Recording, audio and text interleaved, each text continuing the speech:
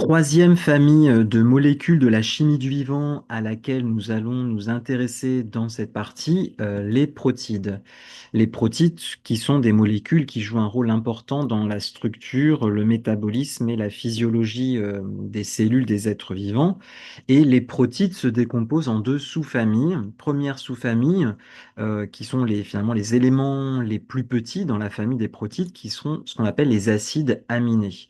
Je vous ai mis ici quelques exemples d'acides aminés et le point commun de tous ces acides aminés, et le nom l'indique, c'est déjà la présence d'un groupe carboxyle que j'entoure en rouge dans ces cinq composants.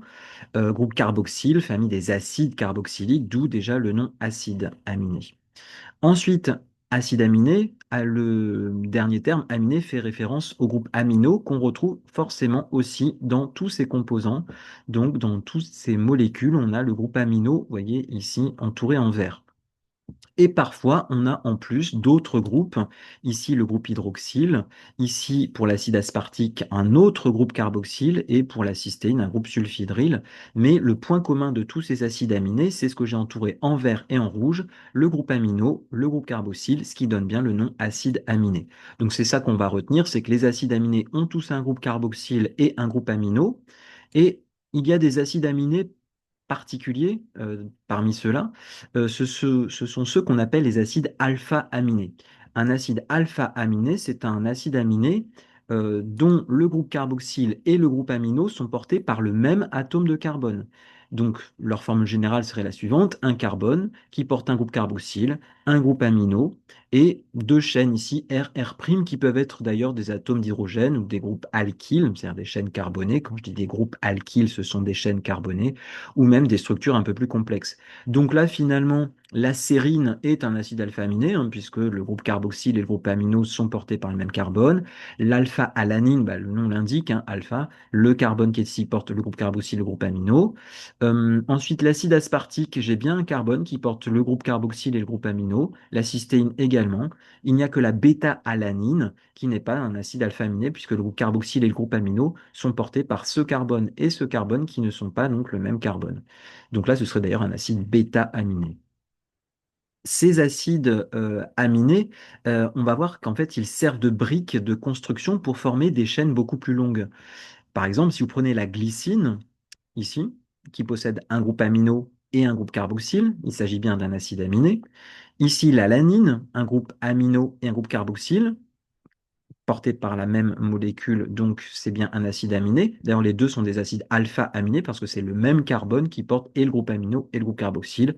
Là aussi, c'est le même carbone qui porte le groupe amino et le groupe carboxyle. Eh bien, la particularité du groupe carboxyle, c'est qu'il peut s'associer au groupe amino.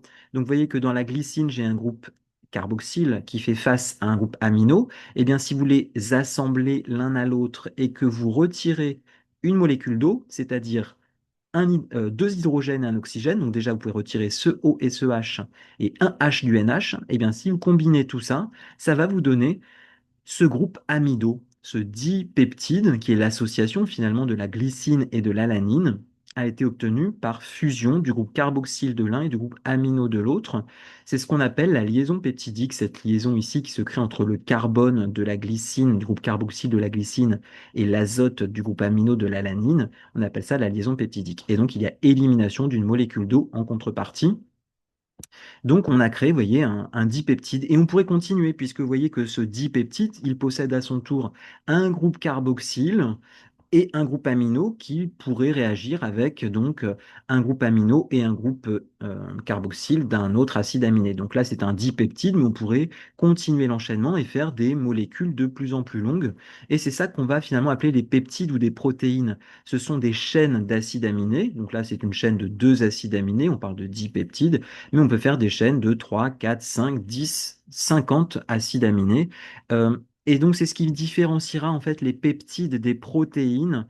Les protéines sont plus longues que les peptides. Dans les deux cas, ce sont des chaînes de plusieurs acides aminés, mais les protéines, ce seront des chaînes plus longues que les peptides. D'ailleurs, un petit moyen pour s'en souvenir, c'est que les protéines, le mot protéine est plus long, contient plus de lettres que le mot peptide. Je vous ai mis ici un exemple plutôt de protéines, puisque là on voit glycine, isoleucine, valine.